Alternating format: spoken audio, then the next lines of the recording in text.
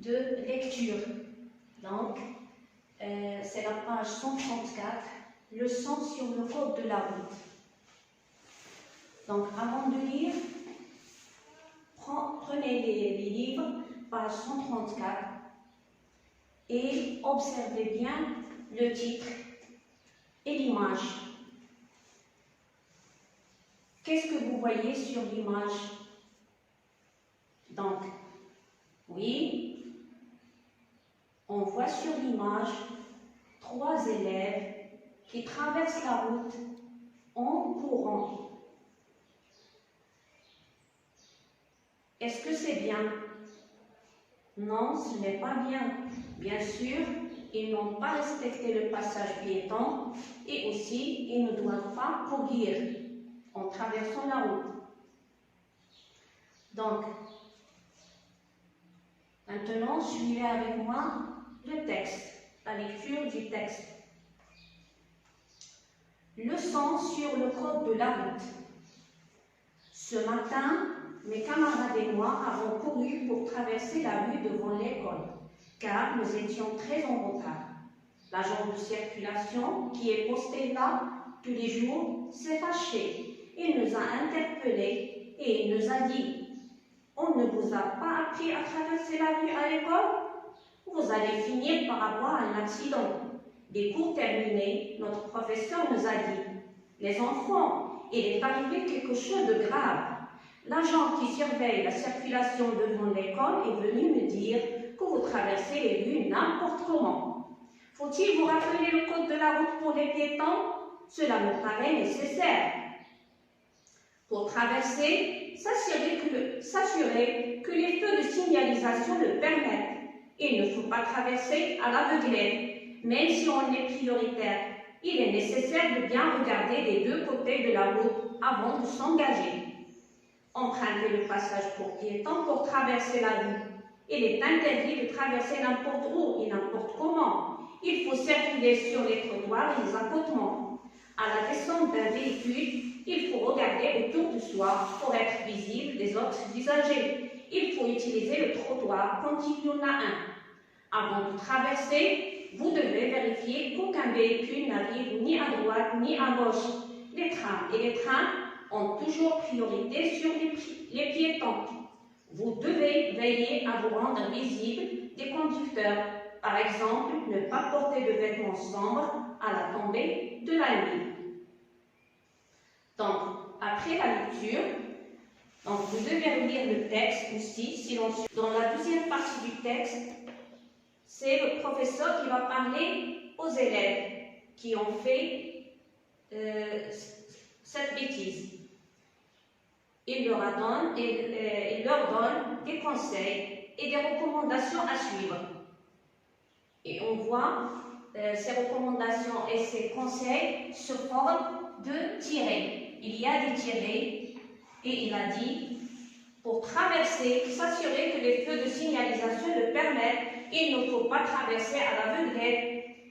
Donc, c'est-à-dire, il a donné des ordres et des conseils ou bien des recommandations. Donc, c'est pour cela on dit que ce texte est adjonctif. Le type de ce texte est adjonctif parce qu'il a donné des ordres et des conseils. Il a dit, je vais prendre seulement des exemples. Par exemple, il a dit ici, pour traverser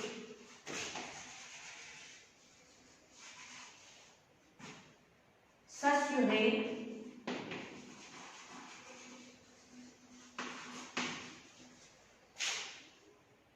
que les feux de signalisation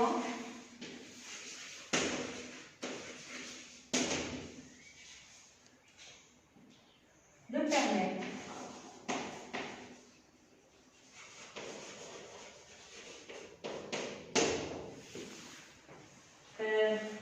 La deuxième tirée, il a dit: il ne faut pas traverser à l'aveuglette. Il ne faut pas traverser à l'aveuglette.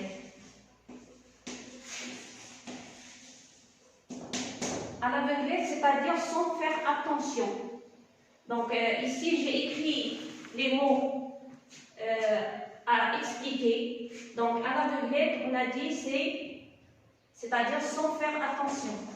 Sans faire attention.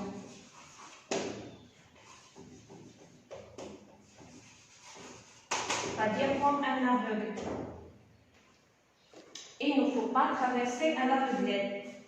Donc, il a dit aussi, il est nécessaire de bien regarder des deux côtés de la route. Il est nécessaire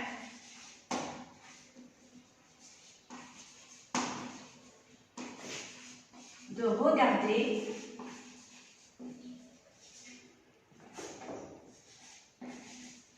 des deux côtés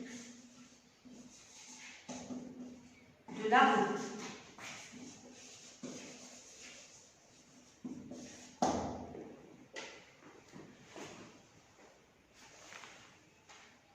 Donc, vous remarquez ici qu'il a donné des conseils et des recommandations.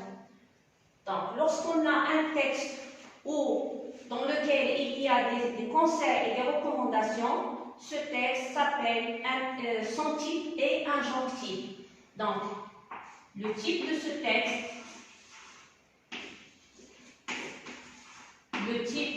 texte,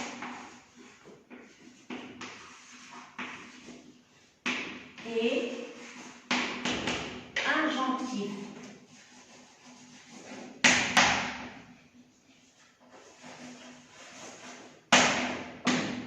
C'est-à-dire, il donne des recommandations, des ordres et des conseils. On l'appelle un texte injonctif. Donc voilà, je vais répéter la lecture de quelques paragraphes pour expliquer quelques mots. Donc on a dit ici, dans le premier paragraphe, ce matin, mes camarades et moi avons couru pour traverser la rue devant l'école car nous étions très en retard. L'agent de circulation qui est posté là tous les jours. Donc l'agent de circulation ici, c'est l'agent de police ou bien le policier. Donc c'est l'agent de circulation ou bien l'agent de police ou bien le policier.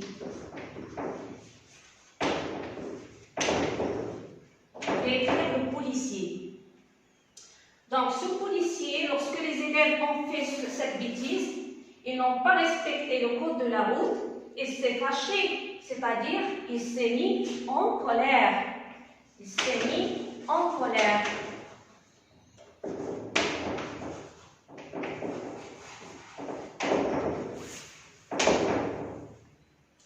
Alors, l'élève qui raconte cette histoire, il a dit, il nous a interpellés, c'est-à-dire le policier a appelé ses élèves, donc il nous a interpellés, c'est-à-dire il nous a appelés. Il nous a appelés.